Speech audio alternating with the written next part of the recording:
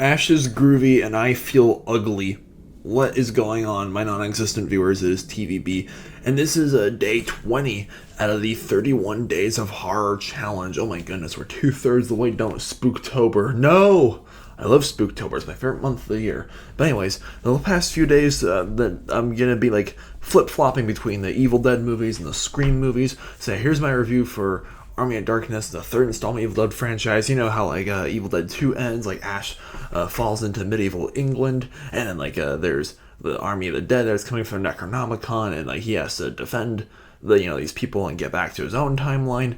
Yeah, this is probably gonna be a hot take of mine, but this is actually I think, because I've seen Evil Dead 1 before, like a few years ago, but like tonight and yesterday was my first time ever watching Evil Dead 2 and Army of Darkness, and I think Army of Darkness might be my favorite out of all the Evil Dead movies.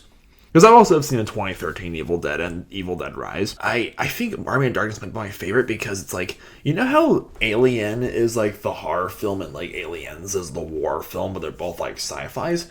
It's like Army, like, Evil Dead 1 and 2 are like just straight horror with like fantasy leanings. But then like Army of Darkness is when the horror really becomes like a 50-50 split between that and the fantasy. Because, I'm a fantasy writer myself. I love fantasy. I think fantasy movies are like fantasy and sci-fi films, I should preface, are like have been my favorite genres for as long as I can remember. And I just love the creativity and the imagination that Sam Raimi as the writer and as the director of the film put into this. And Bruce Campbell, the one and only Ash, he was such a blast in this film as Ash with the boomstick and the chainsaws and like, is like kissing that nice lady again, his love interest, and like he is kind of like a selfish jerk in quite a few scenes in a few films. But hey, he's flawed and he's human. We see that, and the stop motion paying homage to like old school like fantasy adventure films, like stop motion monsters. Yeah, the Skeleton Army, like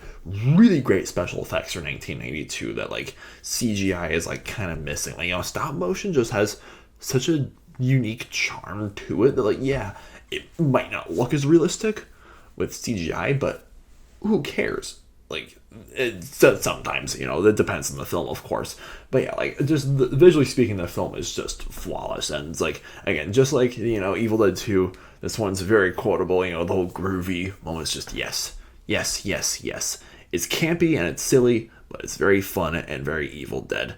And I especially love how like Bruce Campbell fights himself quite a few scenes in this movie. It's like, you can't tell if it's like hilariously terrifying or terrifyingly hilarious. But anyways, Army of Darkness gets an 8 out of 9 stars. It's a spooktacular film. Alright, well, yeah, Army of Darkness is my favorite of the Evil Dead movies, but of course my opinion is not the end-all be-all to the Evil Dead franchise.